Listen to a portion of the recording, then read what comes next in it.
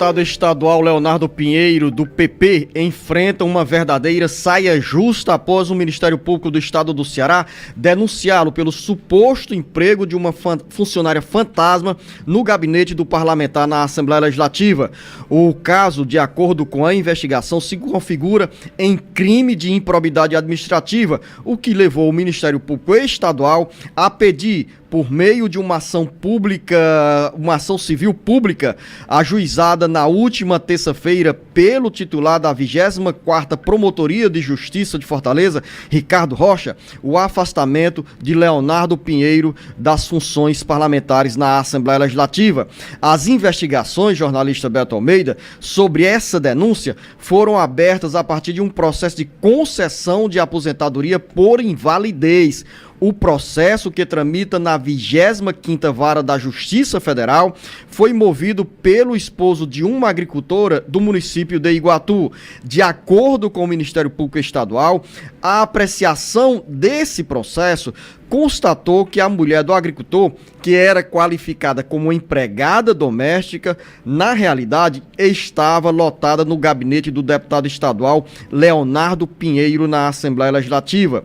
Segundo ainda a investigação, a mulher sequer sabia que estava como funcionária da Assembleia Legislativa. Jornalista Beto Almeida, o Ministério Público Estadual, além de pedir o afastamento de Leonardo Pinheiro das atividades da Assembleia Legislativa, quer também que ele, Leonardo, devolva o dinheiro pago de forma indevida a essa funcionária que, de acordo com o Ministério Público Estadual, estava como funcionária fantasma, sem saber, pelos depoimentos na Justiça, Beto Almeida, lotada na Assembleia Legislativa. Jornalista Beto Almeida tem o outro lado dessa história, porque o deputado Leonardo Pinheiro também tenta se explicar. Pois é, Luciano, mas olha só, olha como é que essa história, pra gente entender, e os nossos ouvintes também, veio à tona. A mulher, na realidade, ela estava sendo prejudicada.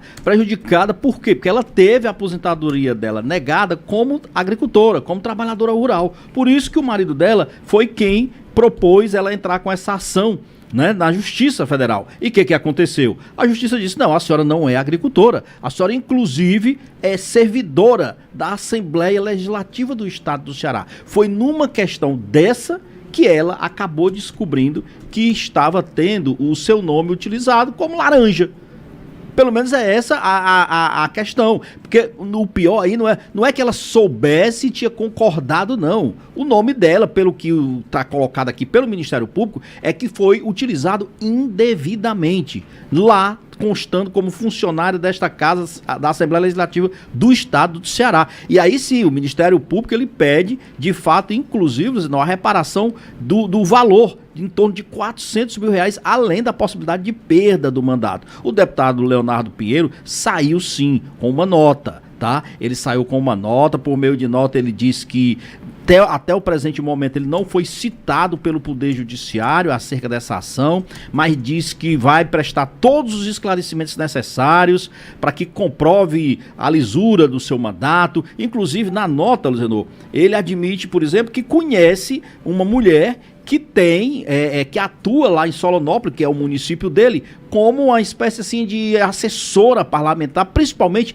para essa questão de saúde. Mas ele não deixa claro se é a mesma pessoa ao qual se refere essa ação. São coisas que podem ser distintas. Ele também coloca aqui claramente o seguinte, Zeno, que está no 5º mandato, que ele tem toda a tranquilidade para dizer que está disponível para esclarecer tudo que seja necessário, e também diz o seguinte, no finalzinho da nota dele, Zeno, ele coloca aqui, ó: finalmente informo que a liminar solicitando meu afastamento foi prontamente indeferida, confirmando assim a despropositada ação em meu desfavor. Na realidade, o Ministério Público, ele não faz mais além do que solicitar. O julgamento ainda vai vir dependendo dessas apurações. O deputado aqui já deve ter entrado aí com algum tipo de liminar preventiva nesse sentido. O fato é, a ação ela existe, ela é real, existe a denúncia, e o deputado Leonardo vai ter que se esclarecer ainda muito sobre isso.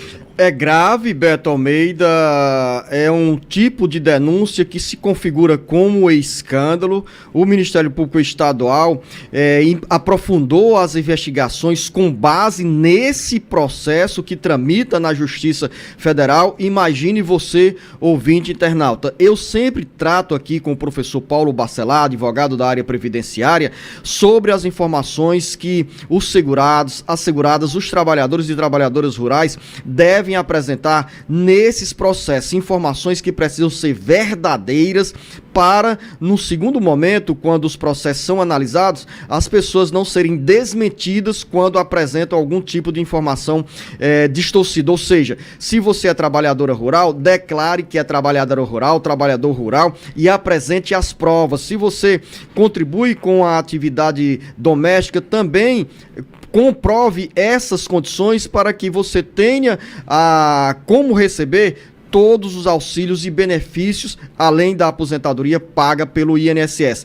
Nesse caso específico, essa esposa do agricultor simplesmente não vai poder se aposentar como trabalhadora doméstica, como agricultora, porque oficialmente ela está recebendo dinheiro ou estaria recebendo dinheiro na Assembleia Legislativa.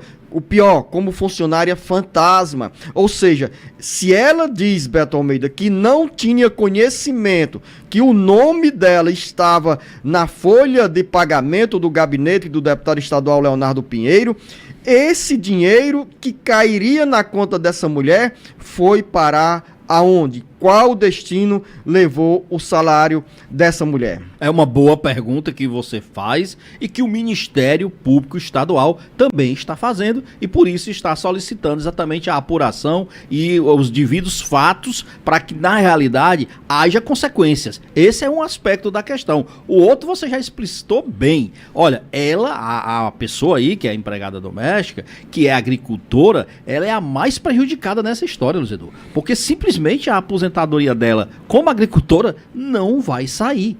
O nome e aí, dela Beto, para essa mulher provar que estava falando a verdade, porque no processo da Justiça Federal, ela declarou ao pedir o benefício previdenciário que era empregada doméstica.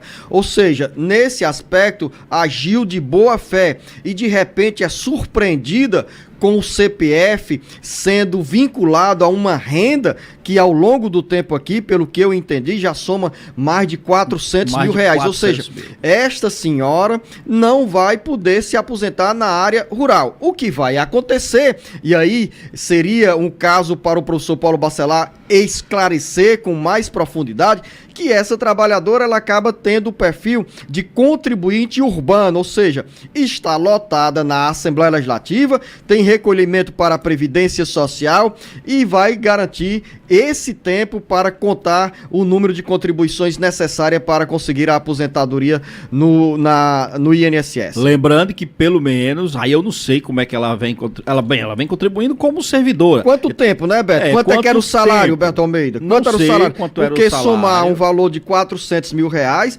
deve ser um bom tempo, hein? Deve ser um bom tempo ou pelo menos um bom salário. Porque para se aposentar, Luzedor, como trabalhadora urbana, aí ela vai precisar no mínimo de ter 15 anos de contribuição à Previdência Social. Como empregada doméstica, se ela contribuísse como autônoma, ela iria ter um tempo menor. Luzenor, encerrado esse assunto, eu quero passar agora para outro, ainda no âmbito da Previdência. São 7 horas e 41 minutos, a gente já está entrando na reta final do bate-papo político, mas tem muito mais. Quando a gente fala sobre a Previdência Social, tranquilo, Beto Almeida, mais uma vez, o Conselho da Previdência Social anunciou a redução dos juros para empréstimos consignados, que é uma verdadeira pegadinha, Beto Almeida, que deixa mais sufocados a cada dia os segurados e beneficiários da Previdência Social. Luzenor, olha, eu não sei se exatamente uma pegadinha. Na realidade, o pior dessa história é que, aí nós já estamos desviando um pouco da questão do teto de juros, é que eu considero o consignado uma coisa boa. Agora, ele precisa, como principalmente para os bancos. Não, os bancos estão chiando, é quem hoje está dando maior dificuldade para a redução na queda da taxa de juros, é exatamente o setor bancário, que tem voto dentro desse Conselho da Previdência Social, mas tem sido vencido todas as vezes. Então, por exemplo, no mês passado nós já tivemos uma queda e o governo, mais uma vez, encontrou resistência do setor bancário. Esse mês, agora ontem, de novo o setor bancário resistiu, disse que não tem como sustentar esses empréstimos, que essa operação não é vantajosa para os bancos, que os juros que está sendo colocado aqui, a taxa, o teto máximo cai agora de 1,76% ao mês para 1,72% ao mês. Os bancos dizem que isso não cobre os custos da operação de empréstimo. Eu não entendo exatamente qual é essa dificuldade dos bancos, porque o empréstimo consignado, o nome já está dizendo, o desconto é em folha. O aposentado, quando ele vai lá, que ele faz o empréstimo, que ele vai receber o seu aposento, como se diz, quando ele chega lá, automaticamente já está descontado. Então a possibilidade de calote anda perto de zero. Olha aí, se a pessoa falecer. Se o aposentado falecer. Existe esse risco? Existe. Porque qualquer pessoa pode falecer. A gente é mortal. Mas se não for, não tem risco de calote. Entendeu? E aí o que ocorre? Há essa resistência dos bancos. Mas o ministro do Trabalho, o ministro da Previdência, o Carlos Lupe, tem sido, Luzedor, rigoroso. Ele diz, olha, enquanto a taxa Selic de juros estiver caindo, como vem caindo 0,5 ponto percentual todo mês, o INSS vai insistir nesse posicionamento de também reduzir a taxa dos juros de empréstimos para os aposentados. E aí vale para os aposentados e também para os beneficiários que recebem o BPC. Esse povo também tem direito a fazer esse empréstimo com esses novos valores. O que é ruim de pegadinha é que, por exemplo, o Tribunal de Contas da União, já constatou, por exemplo, que os bancos que não são fiscalizados como deveriam, eles acabam fazendo empréstimos acima dessas taxas, com juros superando essas taxas. Aí sim, isso é o que eu chamo de pegadinha. Uma auditoria, Beto Almeida, do Tribunal de Contas da União, comprovou que nessa política de empréstimos consignados tem juros sendo cobrados além da conta do teto e também a liberação de empréstimos consignados para quem nunca pediu dinheiro emprestado. Então, a você, o segurado, o beneficiário da Previdência Social, cuidado quando alguém o abordá-la com promessas, com ilusão sobre o empréstimo consignado, com informações que são bonitas, são bem trabalhadas e de repente você está caindo em uma armadilha. Cuidado.